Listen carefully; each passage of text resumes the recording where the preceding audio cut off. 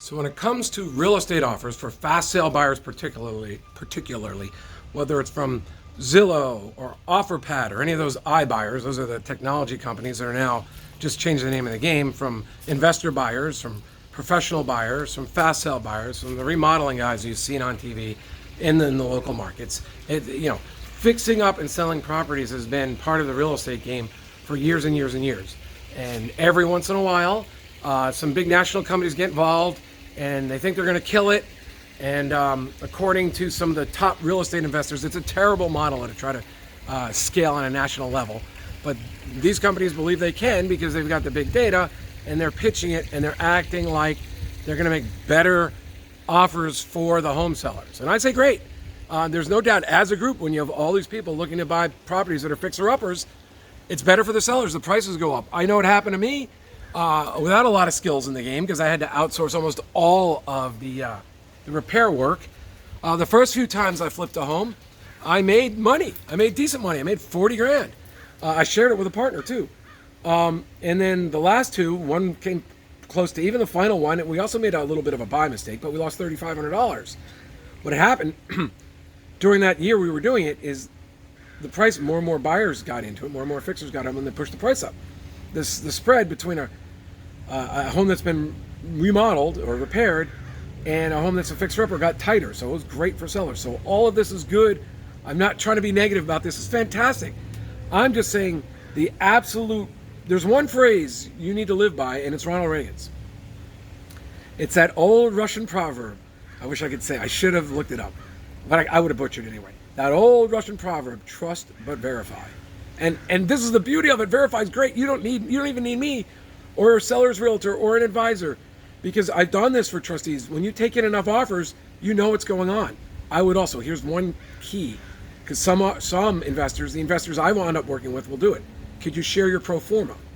Now, when you see enough pro formas, you're going to know exactly what standard realtor thing is on the offer. So take in Zillow's offer, take in OfferPad's offer, make them do the work. Have their agents come out to your property. I make everybody come to your house one weekend. Just say, I'm having everybody come on Saturday afternoon. Come on in. You might want to separate the times in case you don't want to chase them away. Because if they see 4 or 5 people, they might just give up right away. But you have them come in and you feel their offers and you say, I need 48 hours or a week to decide, whatever it is. Because they say they'll make offers in 24 or 48 hours, but they're still going to have 7 or 10 days to close. And I'm going to talk about evaluating those offers in a second. So you take them all in and you're going to see a pattern emerge. The professionals, the ones who really know your local market, will be within a very tight zone. On an $800,000 house, the zone, you wouldn't believe it, but it could be less than $5,000. 3 or 4 offers will come in within $2,000 of each other. Then there'll be a few outliers. Then there might be 1 at 10. And I learned selling for trustees, because that's the same as if you are. The trustees they're saying, I never live in the home. It's as is. I don't want to fix it up, or this is all we're fixing it up to. It's the same model as a trustee. I don't want to come back. I'm not paying the repairs out of my own pocket. And it's just amazing how many of the top buyers know where they need to be, because they all have the same projected sale price, because normally it breaks down like this in an area. There'll be price for recently remodeled homes. I click in the picture, say, hey, that's how I expect my property to look. And there'll be prices for homes that are like normal resale homes that are in decent shape. And those will come in. That range is actually a little wider.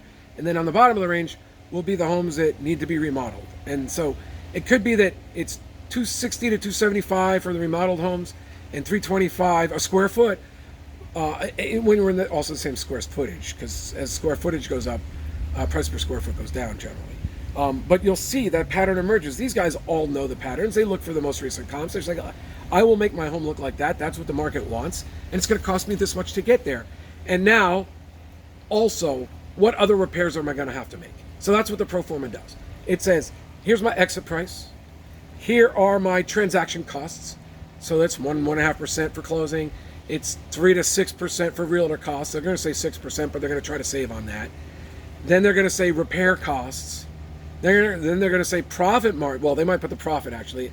It's final price, profit margin, exit price, profit margin, costs. They're backing all this out. And, repair costs.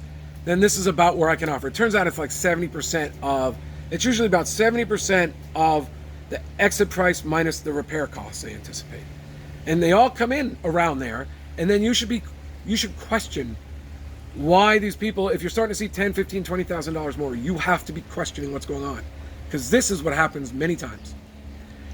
You take that offer, they come back, and they say, oh, there's $20,000 worth of costs that we didn't see. We've got a lower offer. And they figure they've already got you 5 to 10 days in the process. You're already wanting to move on your life. You're like, oh, sure, great. So there's another thing. There are people who might project higher exit prices, and if there's a legit, like that's where it might work for you. If the exit price isn't that strong, then the people who are more confident in their fix-up repairs may pay more. That sometimes happens. So you got to hope there's some outliers out there, some funny different sales, and you have to hope that they comp to those other sales. So that's where some market knowledge can come in handy. But I can tell you that these national franchises, well, I'm not going to speak. You just trust but verify. Just take in offers and compare. Now, so here's how you compare. Here's how you make them work. You say, look, here are my disclosures. And if you want your disclosures ahead of time, go to winnerscheck.com/TDS. I'll let you download right there. It's a free download. You do have to give me an email so I can send it to you because I have an autoresponder that sends it out. And then there'll be a landing page saying, hey, if you'd like me to help you with it, I charge this much. It's off my normally I charge $375. It's less than that, but it's just a pitch for me. But you get the form for free, and I even probably have some training about how to disclose the form. And then I talk about why you want to use the car forms, and also do the seller property questionnaire. But you can download the TDS, which is mandated by California law. It gives you protections if you do it, and I advise everyone to do it, even if they're saying you don't have to do it. You should do it. One, it's more likely you get a better price. Many investors will take you more seriously when they say, hey, they disclosed this, I found this.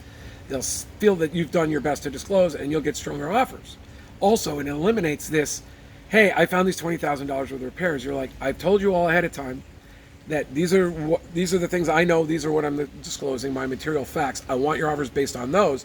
Because if you come back and ask for a discount later, I'm going to sell to the next guy, which is why I want you to tell me within 3 days or 48 hours that you're going to close. So you set up the transaction like that. You don't give them time to flip it out to other buyers. You don't give them time to chisel you.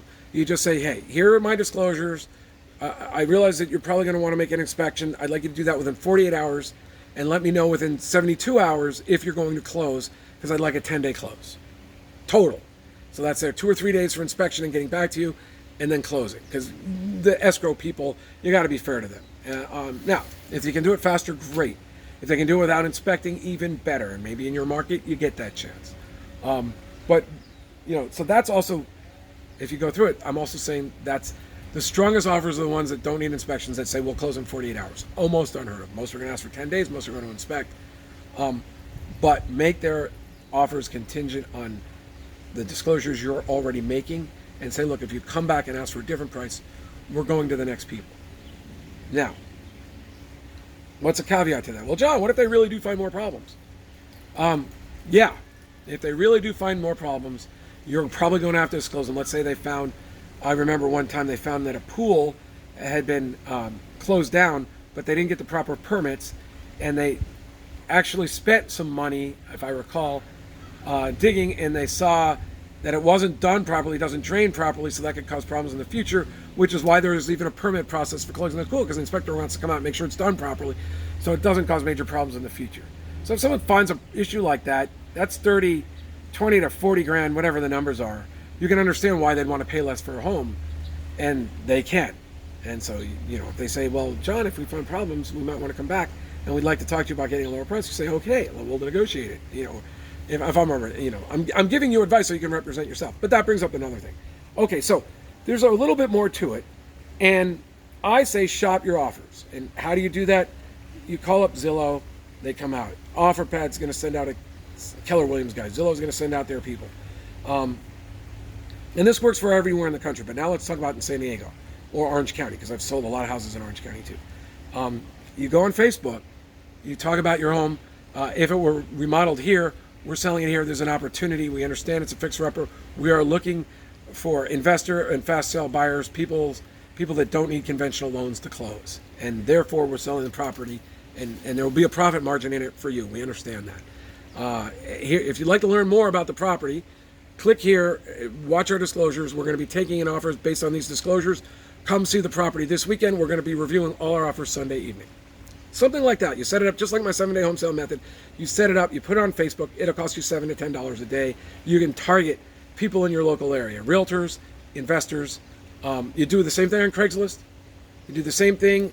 You can, if you're good with your phone, you walk around your property, you put it on YouTube, and you advertise to the in-market real estate audience and investors. You target investors on Facebook as well.